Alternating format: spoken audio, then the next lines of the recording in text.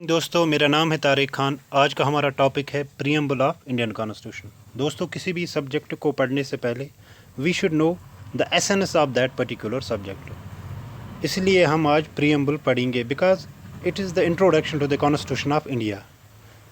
इससे हमें एक आइडिया मिलेगा कि what kind of polity we have, तब जाके हमें बाकी टॉपिक्स भी समझ आएंगे, जैसे एफआर है, डीपीएसपीज है, directive principles of state policy, या हमारे पास पार्लियामेंट क्यों है, इलेक्शन क्यों होते हैं यहाँ पे। क्योंकि प्रीएम्बल से हमें एट लीस्ट इतना पता चलेगा कि जो हमारा एंटायर कॉन्स्टिट्यूशन है ये किन ब्रॉड टर्म्स पे स्टैंड है। क्लियर यहाँ तक? तो चलिए, इस टॉपिक के टेक्स्ट को पढ़ने से पहले हम इस प्रीएम्बल को एक लेमैन्स लैंग्वेज में समझने की कोशिश करेंगे। यहाँ पे मैं एक एग्ज़ाम्पल के साथ स्टार्ट करूँगा कि हम सब के पास एक आइडेंटिटी कार्ड होता है जो हमारी डिस्क्रिप्शन बताता है, जैसे हमारा नाम, हमारा प्रोफेशन। इसी तरह प्रीएम्बल एक आइडेंटिटी कार्ड की तरह काम करता है फॉर इंडियन कॉन्स्टिट्यूशन। ये हमें कॉन्स्टिट्यूशन के ऑब्जेक्टिव्स बताता है, नेचर क्या है इंडियन कॉन्स्टिट्यूशन का, और जो भी ब्रॉड टर्म्स हैं उन ब्रॉड टर्म्स को ये प्रीएम्बल में हाईलाइट करता है, जो भी ब्रॉड टर्म्स है इंडियन कॉन्स्टिट्यूशन की। दैट इज़ वाई कि एन ए पालाकीवाला एक इमिनेंट जूरिस्ट था, उसने कहा कि preamble is a identity card of constitution. और पंडित ठाकुर दास बारगवा एक था, उसने कहा कि it is a proper yard stick with which one can measure the worth of constitution. मतलब कि ये वो यार्ड स्टिक है जिससे हम कॉन्स्टिट्यूशन के वर्थ को जान सकते हैं। इसमें वो ब्रॉड टर्म्स हाईलाइटेड है, इसमें वो टेक्स्ट मेंशन है जो हमारे एंटायर कॉन्स्टिट्यूशन के नेचर को बताता है कि ऑब्जेक्टिव्स क्या रहेंगे, जो with the passage of time हमें अचीव करने हैं। क्लियर यहाँ तक?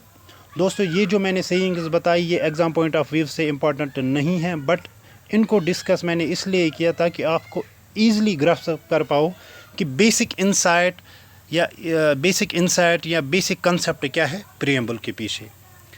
क्लियर यहाँ तक? चलिए जी, बाकी हमारी कोशिश हमेशा यही रहती है कि आप पहले किसी भी टॉपिक के कंसेप्ट को समझो, उसके बाद फैक्ट्स और फिगर जो है उनको रट लो। पहले अंडरस्टैंड करो चीज़ों को, उसके बाद मेमोराइज़ करने में आसानी हो जाती है।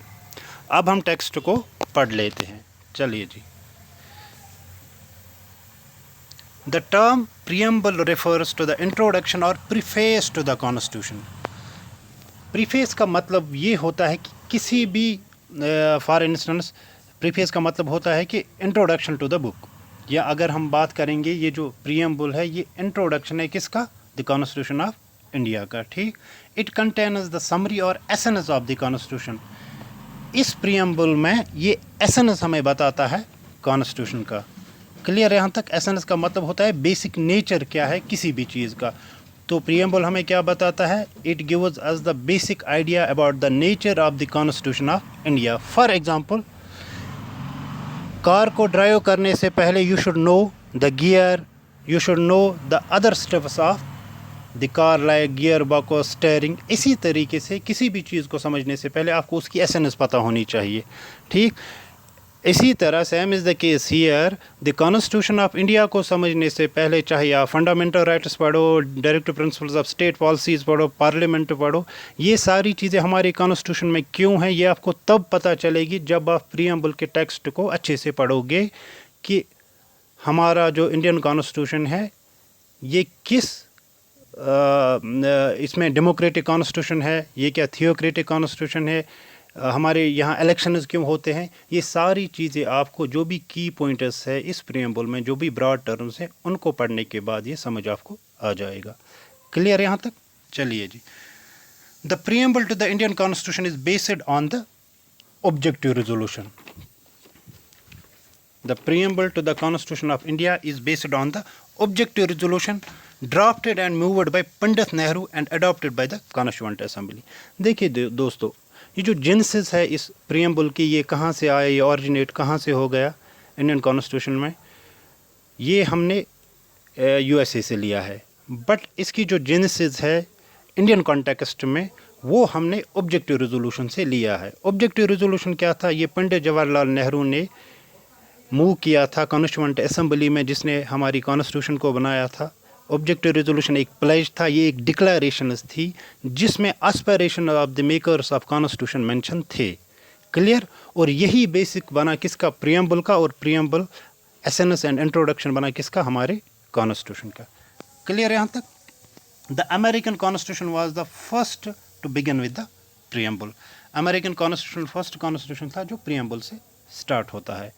ठीक, तो ये यहाँ पे फैक्ट्स है, इसको आप याद रख लेना,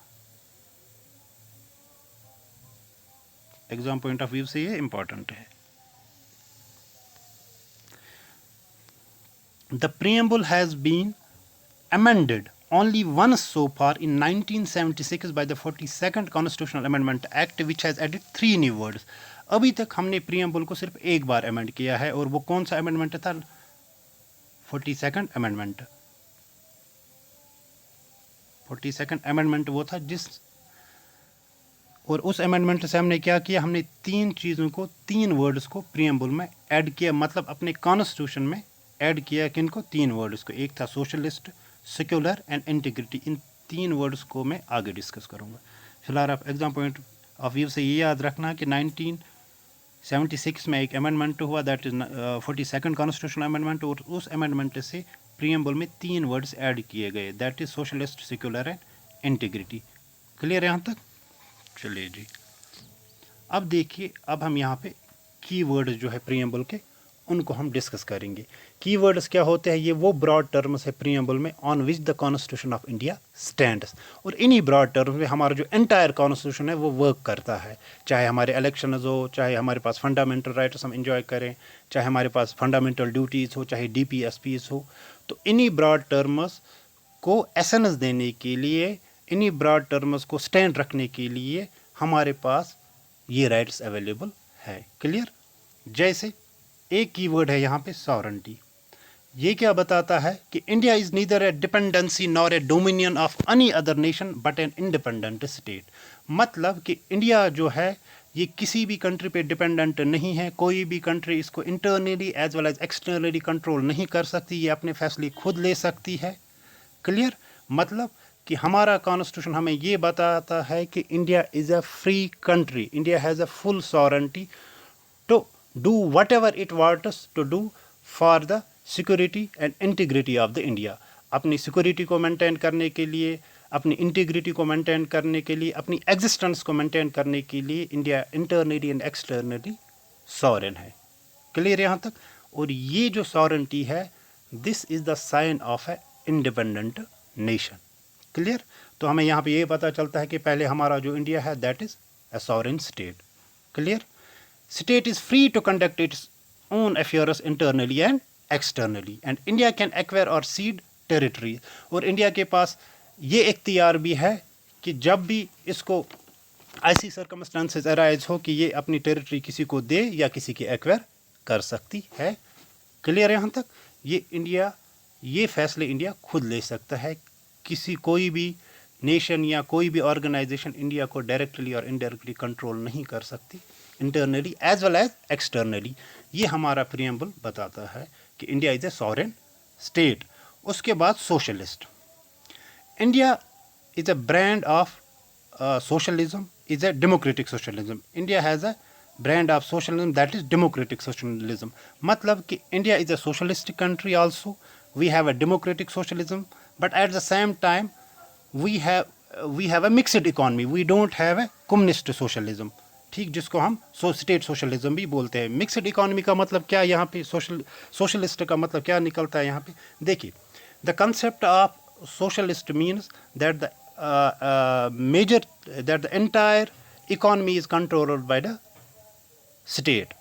ठीक, इससे क्या फ़ायदा मिलता है। देखिए, अगर हम ये कहेंगे कि India is a completely socialist country, it means कि जो भी यहाँ पे प्राइवेटाइजेशन नहीं हो सकती, एक बात है। दूसरी बात, सोशलिस्ट कंट्री है इसलिए हमने इसलिए अडॉप्ट किया है ताकि लोगों में चीज़ें इक्विटेबल वे में डिस्ट्रीब्यूट हो। और सोशलिस्ट का ये मतलब होता है कि स्टेट खुद ही वेलफेयर मेजर्स ले, स्टेट खुद ही वेलफेयर मेजर्स ले कि किस बंदे को हमें कितना देना है, कहाँ पे कितना खर्च करना है, कितना रेवेन्यू जनरेट करना है। इस सोशलिस्ट कंसेप्ट से क्या होता है, इसका सबसे बड़ा ये फ़ायदा होता है कि इससे वेलफेयर मेजर्स लोगों में आते हैं जो गवर्नमेंट खुद डिसाइड करती है, बट यहाँ पे ग्रोथ लेक करती है क्योंकि प्राइवेटाइजेशन का कंसेप्ट यहाँ पे एप्लीकेबल नहीं है। ठीक, उसके बाद क्या हुआ, जो हमारे मेकर्स ऑफ इंडियन कॉन्स्टिट्यूशन थे उसने कंसेप्ट ऑफ मिक्सड इकॉनमी लाया। मतलब अब यहाँ पे हमें कंसेप्ट ऑफ सोशलिज्म भी है और कंसेप्ट ऑफ कैपिटलिज्म भी है। कैपिटलिज्म से क्या होगी, कैपिटलिज्म से ग्रोथ होगी, जीडीपी बढ़ेगी, और eight the same time socialism से क्या होगा कि वेलफेयर मेजर्स हम उठाएंगे, ठीक, ताकि इक्विटेबल डिस्ट्रीब्यूशन ऑफ वेल्थ हो जाए लोगों में। यहाँ तक क्लियर। और इस चीज़ को स्टैंड करने के लिए, इस चीज़ को रेलिवेंस देने के लिए हमारे पास director principles of state policies है, जिसमें क्लियरली उनके आर्टिकल्स में ये मेंशन है कि इक्वल वेजेस हमें देनी है, ठीक, मैटरनिटी रिलीफ हमें देना है, और बाकी चीज़ें वो कंसेप्ट ऑफ सोशलिज्म को अपहोल्ड करते हैं।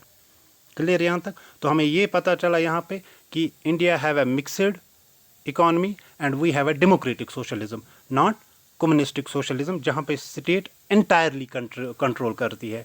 यहाँ पे स्टेट एंटायरली कंट्रोल नहीं करती है, बल्कि यहाँ पे कुछ सेक्टर्स ऐसे हैं जो कम्प्लीटली प्राइवेट है, और कुछ सेक्टर्स ऐसे हैं जो कम्प्लीटली अंडर गवर्नमेंट कंट्रोल है। क्लियर यहाँ तक। चलिए जी। और 1991 में जो हमारे पास ये एलपीजी रिफॉर्म्स आए, लिबरलाइजेशन, प्राइवेटाइजेशन एंड ग्लोबलाइजेशन, उससे क्या हो गया, ये जो सोशलिस्ट कैरेक्टर था हमारी इंडियन स्टेट का वो थोड़ा डाइल्यूट हो गया, क्योंकि प्राइवेटाइजेशन ज़्यादा हो गई और डिसइन्वेस्टमेंट्स जो है वो ज़्यादा होने लगे। डिसइन्वेस्टमेंट्स का मतलब ये होता है जहाँ पे गवर्नमेंट ये अपना पाँव जल्दी हटाती है कि अब प्राइवेट के हवाले वो करते हैं कि आप देख लो क्या करना है आपको। क्लियर यहाँ तक। तो हमने पढ़ा सॉवरेन स्टेट है इंडिया, सोशलिस्टिक स्टेट है, but we have a mixed economy, but LPG की वजह से वो सोशलिस्टिक पैटर्न जो हमारा था वो थोड़ा डाइल्यूट हो गया। उसके बाद है सेक्युलर। ठीक, सेक्युलर का मतलब ये होता है कि ऑल रिलीजियस जो हमारी कंट्री में है उनका सेम स्टेटस है और इक्वल सपोर्ट है गवर्नमेंट की तरफ से। क्लियर। मतलब जो भी, क्योंकि आप लोगों को पता है कि India is a heterogeneous society, हमारे पास यहाँ पे एक ही रिलीजियस नहीं है और हमारा कोई स्टेट रिलीजन भी नहीं है। और यहाँ पे एक कंसेप्ट निकलता है, जैसे हम कहते हैं थियोक्रेटिक स्टेट। थियोक्रेटिक स्टेट वो स्टेट होती है जिसका एक पर्टिकुलर रिलीजन हो, ठीक, एक ऑफिशियल रिलीजन हो। मगर हमारे इंडिया के कॉन्टेक्स्ट में ये है कि we have a secular nature, means कि हम यहाँ पे किसी भी रिलीजियस को ऑफिशियली, हमारा कोई ऑफिशियल रिलीजियस नहीं है। हम सारे जो भी रिलीजियस हैं उनको हम इक्वल स्टेटस देते हैं और इक्वल सपोर्ट देते हैं जब रिक्वायर्ड हो। क्लियर। उसके बाद है डेमोक्रेटिक। डेमोक्रेटिक का मतलब ये होता है कि the term democratic is used in preamble embraces not only political democracy but also social and economic democracy. It is based on doctrine of popular sovereignty.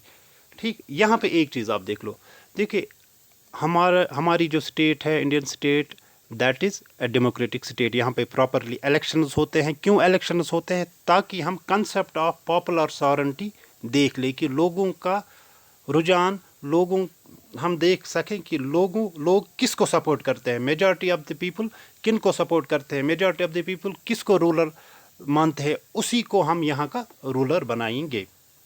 Clear. Popular sovereignty का मतलब ये भी होता है कि जहाँ पे हम लोगों की सॉवरेंटी के बेसिस पे अपनी कंट्री को गवर्न करें, और उसी वजह से यहाँ पे इलेक्शंस होते हैं, लोग वोट डालते हैं। उसके बाद हमें ये पता चलता है कि लोगों का सपोर्ट किस लीडर की तरफ है, और वही यहाँ पे गवर्नमेंट बनाता है। और यही वजह है कि हम कहते हैं कि जो हमारा कॉन्स्टिट्यूशन है, जो हमारी country, it's a democratic state, क्योंकि यहाँ पे ना ही हेरिडिटरी रूल है, ना ही यहाँ पे कोई किंग है। यहाँ पे सिंपली पॉपुलर सॉवरेंटी के बेसिस पे इलेक्शंस होते हैं, लोगों की सॉवरेंटी को जाना जाता है, उसके बाद एक रूलर यहाँ पे बनता है। ठीक, एक बात ये हो गई डेमोक्रेटिक में। दूसरी बात ये है कि हमारे पास सिर्फ पॉलिटिकल डेमोक्रेसी नहीं है, जैसे कि हमने वोट डाला, उसके बाद हमने अपना रूलर चुना, ये एक पॉलिटिकल डेमोक्रेसी होती है। लेकिन हमारे पास सोशल एंड इकोनॉमिक डेमोक्रेसी भी है। जैसे अगर आप directive principles of state policy जब हम पढ़ेंगे, उसमें हम देखेंगे कि किस तरीके से हमारे इंडियन कॉन्स्टिट्यूशन में आर्टिकल्स मेंशन हैं कि इक्वल वेजेस दे दो, ठीक, इक्वल अपॉर्चुनिटीज़ दे दो, एम्प्लॉयमेंट अपॉर्चुनिटीज़ दे दो, जो दबे कुचे लोग हैं ड्राउन ट्रोडन सेक्शन से उनको इक्वलाइज करने के लिए रिजर्वेशन दे दो। तो ये सारी चीज़ें इसलिए हमारे कॉन्स्टिट्यूशन में मेंशन हैं क्योंकि Indian constitution not only gives the political democracy but it gives the social and economic democracy. Clear यहाँ तक? चलिए जी। और ये भी याद रखना कि इंडिया का जो डेमोक्रेटिक सेटअप है वी हैव इनडायरेक्ट डेमोक्रेसी। मतलब इनडायरेक्ट डेमोक्रेसी का मतलब क्या होता है कि जहाँ पे हम अपने रिप्रेजेंटेटिव चुनते हैं और वो जाके हमारी नुमाइंदगी करते हैं पार्लियामेंट में जाके और गवर्नमेंट बनाते हैं, क्योंकि पॉपुलेशन इतनी है कि यहाँ पे डायरेक्ट डेमोक्रेसी पॉसिबल नहीं है। इसलिए हम अपने रिप्रेजेंटेटिव्स अपने इलाकों से चुनते हैं, वही जाके हमें रिप्रेजेंट करते हैं, जो इनडायरेक्टली हमें रिप्रेजेंट करते हैं।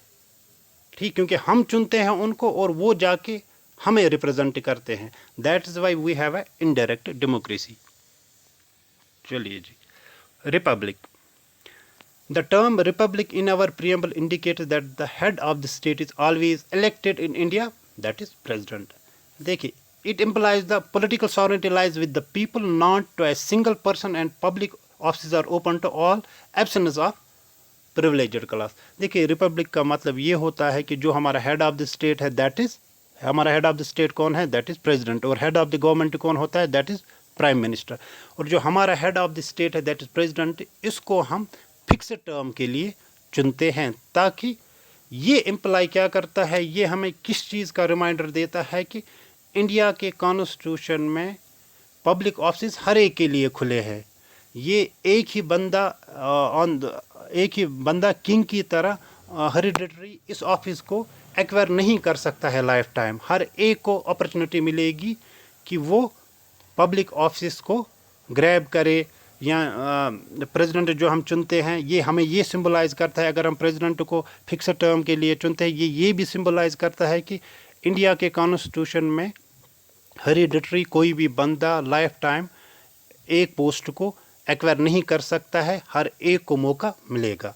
ठीक, तो रिपब्लिक मतलब ये होता है कि हम अपने हेड ऑफ द स्टेट को फिक्स टर्म के लिए इलेक्ट करते हैं, और ये भी इम्प्लाई करता है कि पॉलिटिकल सॉवरेंटी जो है वो लोगों के पास है।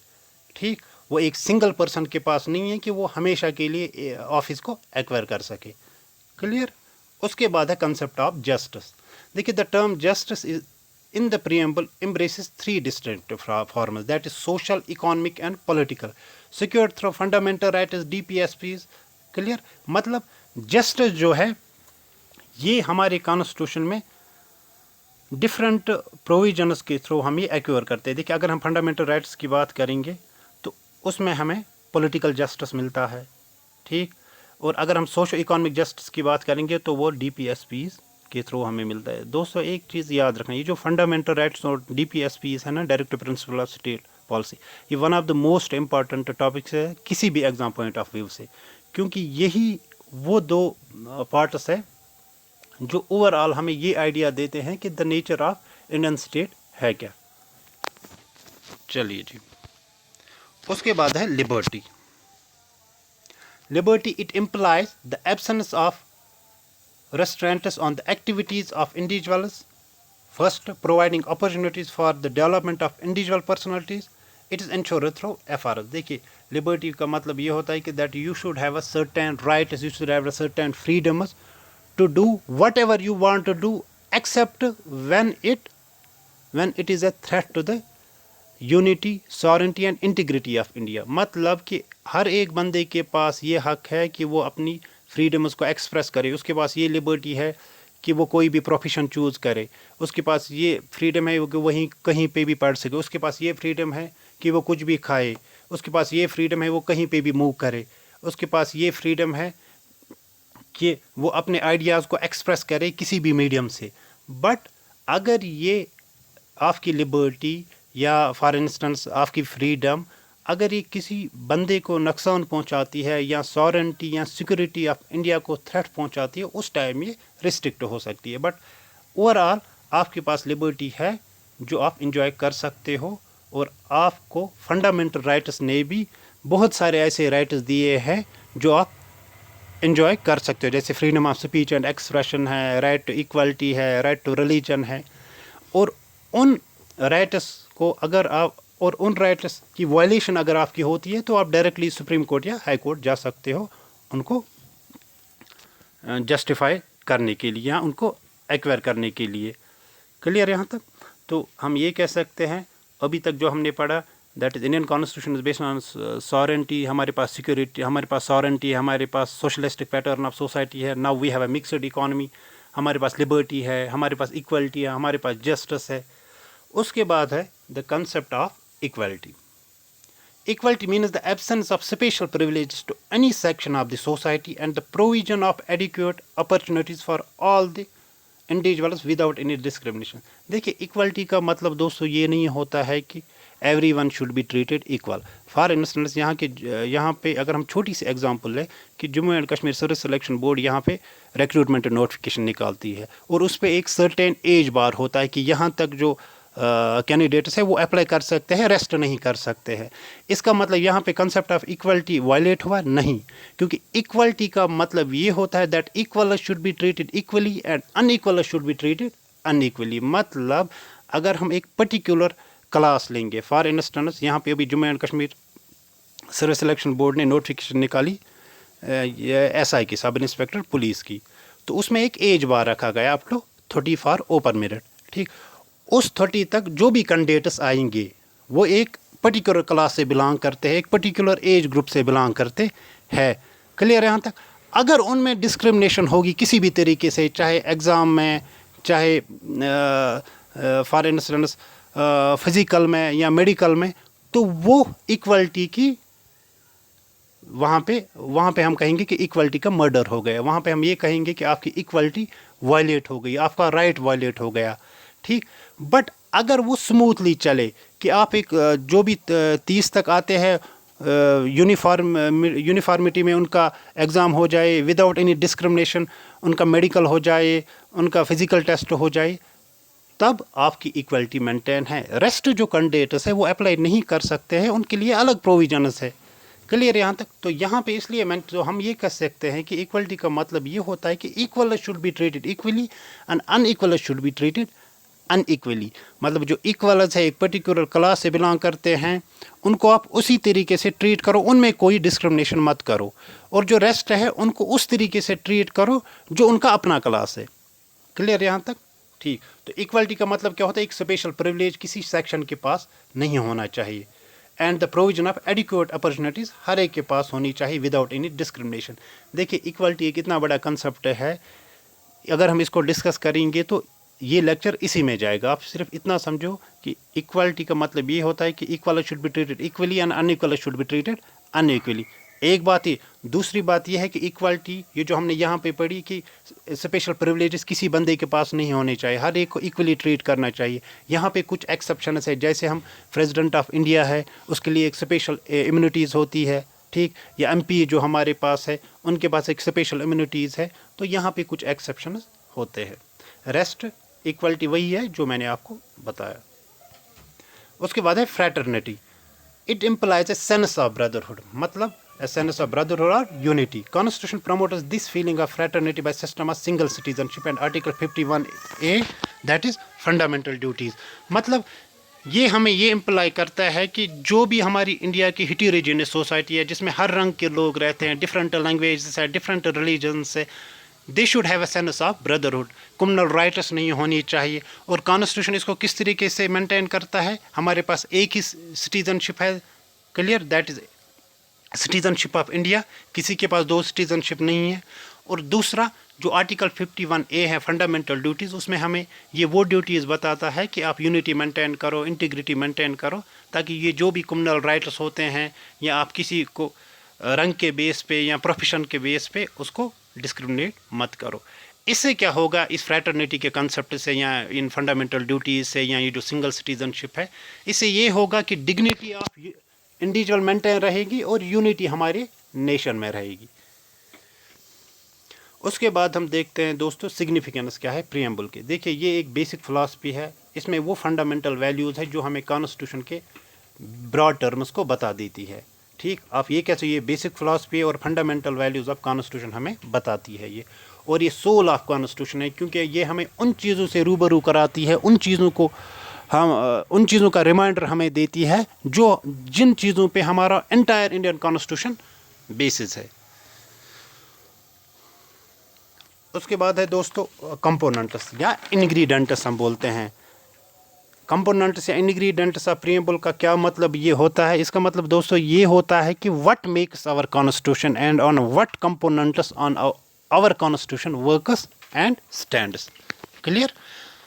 यहाँ पे ये है कि the constitution derives its authority from the people of India, we the people of India is mentioned in the preamble. देखिए दोस्तों, जब हम टेक्स्ट पढ़ेंगे एंड पे प्रीएम्बल का जो ओरिजिनल टेक्स्ट है उसमें ये मेंशन है द कॉन्स्टिट्यूशन जो है ये अपनी जो अथॉरिटी है ये कहाँ से डिराइव करता है, that is people of India. और पीपल ऑफ इंडिया मैंने पहले ही कहा था, जहाँ पीपल ऑफ इंडिया जो है कोई भी चीज़ अगर लोगों से अपनी सॉवरेंटी को, अपनी अथॉरिटी को डिराइव करता है, मतलब लोग ही पावर देते हैं कॉन्स्टिट्यूशन को, लोग ही पावर देते हैं गवर्नमेंट को, लोग ही पावर देते हैं, जो भी यहाँ पे ब्रॉड टर्म्स मेंशन है, तो इस सॉवरेंटी को हम क्या कहेंगे? इसको कहेंगे हम पॉपुलर सॉवरेंटी। पॉपुलर सॉवरेंटी का मतलब क्या होता है? वो सॉवरेंटी जो लोगों से डिराइव होती है, जो लोग देते हैं किसी को, जैसे अपने नुमाइंदों को चुनते हैं, पीएम बनाते हैं, तो वो on the basis of popular sovereignty होती है। तो सोर्स क्या है? अथॉरिटी, सोर्स ऑफ अथॉरिटी क्या है? That is people of India. दूसरा क्या है? नेचर ऑफ इंडियन स्टेट क्या है? देखिए, sovereign, socialist, secular, democratic and Republican polity है, जो हमने अभी कीवर्ड डिस्कस किए। और ऑब्जेक्टिव्स क्या है? ऑब्जेक्टिव्स हमारी यही है कि जस्टिस मेंटेन रहे, लिबर्टी हो लोगों में, इक्वलिटी, फ्रेटर्निटी और and unity and integrity maintain रहे। ऑब्जेक्टिव्स क्यों ये है? क्योंकि ये इसलिए ऑब्जेक्टिव्स है क्योंकि India is still working on it, we haven't achieved the desired goal. ठीक, देखिए, अगर आप देखेंगे कहीं अभी भी कहीं जगहों पे डिस्क्रिमिनेशन होती है, तो ये हम अभी अचीव कर रहे हैं। इसलिए प्रीएम्बल ने ये मेंशन किया, ये हमारे ऑब्जेक्टिव्स हैं, इनको हमें अचीव करना है, we are still trying to achieve it. जो हमारे डिज़ायर्ड गोल्स है, डिज़ायर्ड रिजल्ट्स है कि कहीं पे कम्युनल राइट्स ना हो, फ्रेटर्निटी मेंटेन रहे, इक्वलिटी मेंटेन रहे, freedom of speech and expression हो, यूनिटी मेंटेन रहे, इनको हम एक्वायर करने की कोशिश कर रहे हैं। इसलिए ये हमारे ऑब्जेक्टिव्स है। और यहाँ पे डेट भी मेंशन है, हमने कब अडॉप्ट किया अपने कॉन्स्टिट्यूशन को, दैट इज़ 26 नवंबर 1949 को हमने अडॉप्ट किया था। उसके बाद है दोस्तों, अगर हम प्रीएम्बल देखेंगे क्या ये पार्ट ऑफ कॉन्स्टिट्यूशन है, इस रिलेटेड 3 केसेस आप याद रखना। एक बिरोबरी केस हुआ 1960 में, डेट आप ज़रूरी नहीं है याद रखना, मगर ये केस याद ज़रूरी रखना। एक बिरोबरी केस हुआ, उसमें ये कहा गया कि प्रीएम्बल पार्ट ऑफ कॉन्स्टिट्यूशन नहीं है। जो सुप्रीम कोर्ट में केस हुआ उसमें ये कहा गया कि प्रीएम्बल पार्ट ऑफ कॉन्स्टिट्यूशन नहीं है। फिर केशवानंद भारतीय केस हुआ, ये एक फेमस केस है, इसको भी हम with the passage of time मैं इस केस को अलग से आपके सामने डिस्कस करूँगा कि ये केस एक्चुअली में हुआ, इस केस में हुआ क्या था एक्चुअली। ठीक, क्योंकि इस केशवानंद भारतीय केस ने इसमें कुछ ऐसे जजमेंट्स आए जिसने इंडिया के ओवरऑल कॉन्स्टिट्यूशन को एक नई हैयत दे दी और एक नए कंसेप्ट इसने लाई इस केस ने। तो फिर केशवानंद भारतीय केस ने क्या कहा कि प्रीएम्बल पार्ट ऑफ कॉन्स्टिट्यूशन है। फिर एलआईसी का केस हुआ, उसने कहा preamble is integral part of constitution. Berubari में not part of constitution, Kesavananda में part of constitution, and LIC ने क्या कहा, एलआईसी ऑफ इंडिया के केस में preamble is integral part of constitution. ठीक, उसके बाद अगर हम देखेंगे क्या हम प्रीएम्बल को अमेंड कर सकते हैं। देखिए दोस्तों, अमेंडमेंट ऑफ प्रीएम्बल हम कर सकते हैं, but without affecting the basic feature of constitution. देखिए, ये जो कंसेप्ट ऑफ बेसिक फीचर है ना, मतलब प्रीएम्बल को अमेंड हम कर सकते हैं, बट हम बेसिक फीचर के साथ छेड़छाड़ नहीं करेंगे। बेसिक फीचर क्या, या बेसिक स्ट्रक्चर भी हम कहेंगे। बेसिक स्ट्रक्चर या basic feature of Indian constitution क्या होता है? देखिए दोस्तों, मैं आपको एक एग्जांपल दूंगा।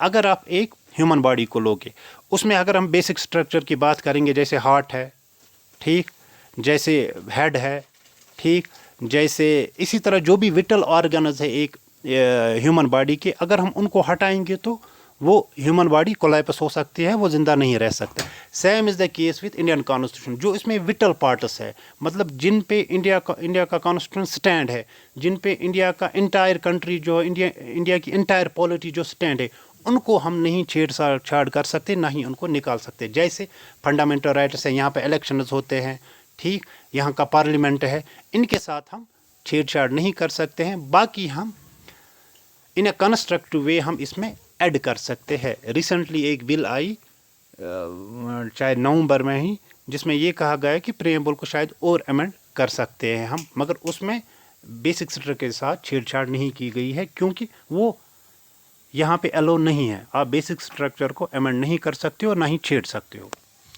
क्लियर यहाँ तक? चलिए, अब कुछ यहाँ पे नोटेड पॉइंट्स मैंने निकाले हैं जो एग्जाम पॉइंट ऑफ व्यू से भी बहुत इंपॉर्टेंट है। जैसे प्रीएम्बल जो है, यही ना, preamble is neither a source of power to the legislature, not a prohibition upon the powers of legislature. मतलब प्रीएम्बल को ध्यान में रख के ये कोई भी जो भी लॉ मेकिंग बॉडीज़ है यहाँ पे, ये उनके लिए सोर्स ऑफ पावर नहीं है, ना ही ये प्रोहिबिशन है उन पे। फॉर इंस्टेंस यहाँ पे अगर हम लेजिस्लेचर की बात करते हैं, उन लोगों ने कोई बिल लाई या कोई लॉ बनाया, ठीक, तो कोई ये नहीं कह सकता है कि प्रीएम्बल में ये चीज़ मेंशन नहीं है, ये उसके खिलाफ जा रही है, आपने ये लॉ क्यों बनाया, या प्रीएम्बल में ये चीज़ है, आपको इसी तरीके से लॉ बनाने चाहिए। ऐसा कुछ भी नहीं है। आप ये याद रखो कि प्रीएम्बल एक टेक्स्ट है जो हमें एसएनएस देता है, एक इंट्रोडक्शन देता है कॉन्स्टिट्यूशन ऑफ इंडिया का। ये सोर्स ऑफ पावर नहीं है किसी लेजिस्लेचर के लिए, और ना ही प्रोहिबिशन है उन पे, ना ही उन पे किसी चीज़ की रिस्ट्रिक्शन लगा सकते हैं। क्लियर? दूसरी बात, ये नॉन जस्टिसेबल है। मतलब अगर प्रीएम्बल में जो भी प्रोविजंस है, अगर इनकी वायलेशन होती है कहीं पे, ये जस्टिसेबल नहीं है। आप किसी कोर्ट में नहीं जा सकते कि भाई ये चीज़ मेरा वायलेट हो गया, ये प्रीएम्बल में मेंशन था, इसको आप कंसिडर करो और इसको मुझे जस्टिसेबल बना। ये जस्टिसेबल नहीं है। जिस तरीके से फंडामेंटल राइट जस्टिसेबल, अगर आपका कोई fundamental rights for instance violate होता है, आप डायरेक्टली सुप्रीम कोर्ट या हाई कोर्ट जा सकते हो और उनको एक्वायर कर सकते हो बाय मीन्स ऑफ रिट। आप वहाँ पे रिट लगा सकते हो।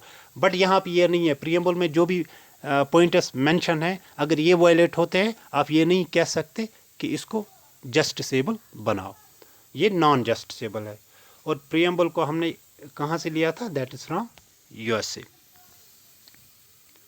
देखिए, ये प्रीएम्बल का ओरिजिनल टेक्स्ट है। इसमें क्या लिखा है? We the people of India have solemnly, मतलब हम इंडिया के लोगों ने seriously, seriously and sincerely. Solemnly का मतलब ये होता है सीरियसली एंड सिंसियरली। हमने रिजॉल्व किया, हमने कॉन्स्टिट्यूट किया इंडिया को किस में?